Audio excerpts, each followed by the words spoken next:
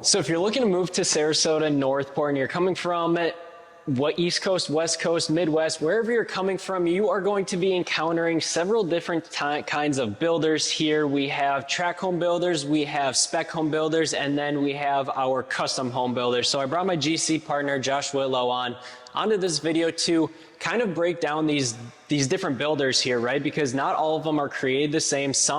There's pros and cons of each kind of builder in regards to price, the materials that you get. So I want him to break it down for you guys, because a lot of people get caught off guard and they come here to Sarasota, they drive through all these pretty new construction communities, and then they realize that they don't have as many options as if they were to build a custom home.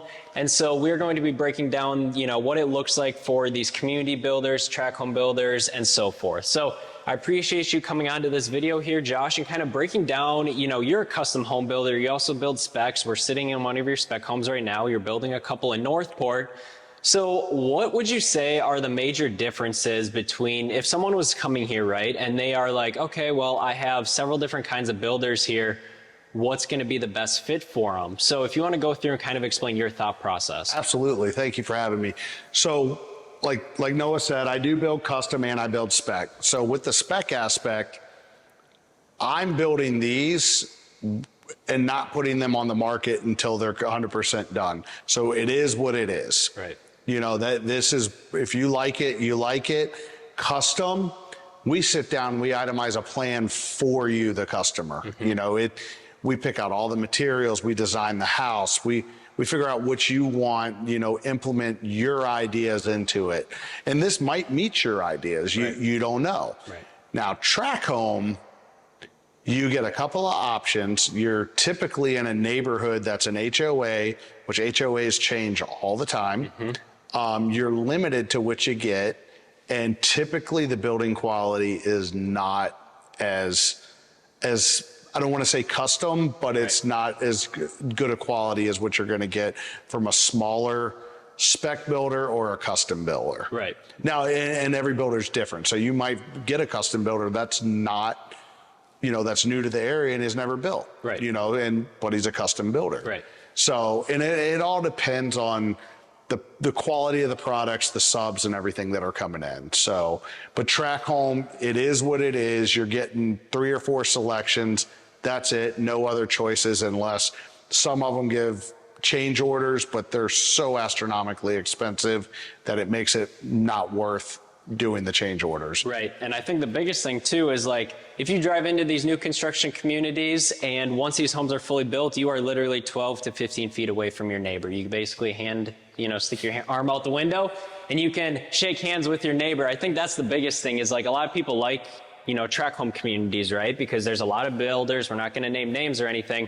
But at the end of the day, there's a lot of builders. That's all Sarasota mainly is now, is like it's all going to tract home builders, because these big developers are buying these large tracts of land, developing it out with 500, 600, 800 different homes, and they're putting them every 12 to 15 feet, just stacking them in there, and they look kind of quote unquote cookie cutter, even though they say they're not cookie cutter. But at the end of the day, if you throw up a drone and you look at them, it looks pretty cookie cutter. Oh, 100%. And then you're in an HOA. Right. You're coming from up north. Now, when you come from up north, you typically have a little bit more room to play. Right. HOAs don't allow trailers, they don't allow boats, they don't allow signage on your vehicles. So now you're forced to sell those items, mm-hmm. or pay to have those stored someplace. Right. So it's another added expense. Right. Me personally, I don't like HOAs, right. Just because I have a boat, trailers, work trailers, things like that.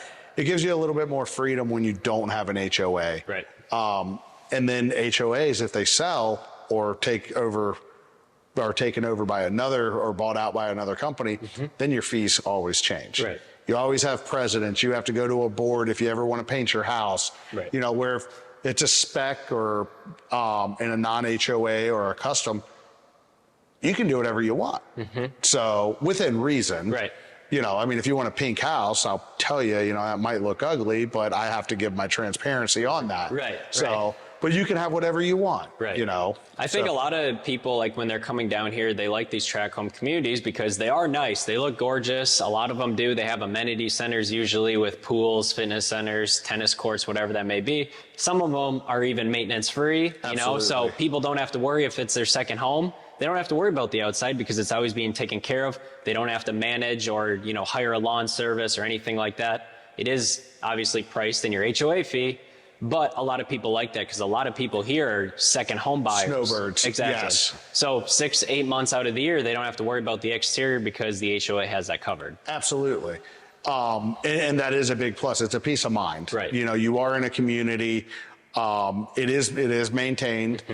As a second home, I love that aspect. But, you know, me personally, I couldn't live, like you said, 10 to 12 feet from somebody listening to my neighbor's conversation every day. Oh, exactly. You're sitting in the pool, you're hearing their conversations in their pool. It's a great privacy. time. No privacy at all. Absolutely no privacy. But on the custom building side, you do, like you said, you have a lot more flexibility. You can choose whatever, like countertops, for example. You can go to a countertop distributor.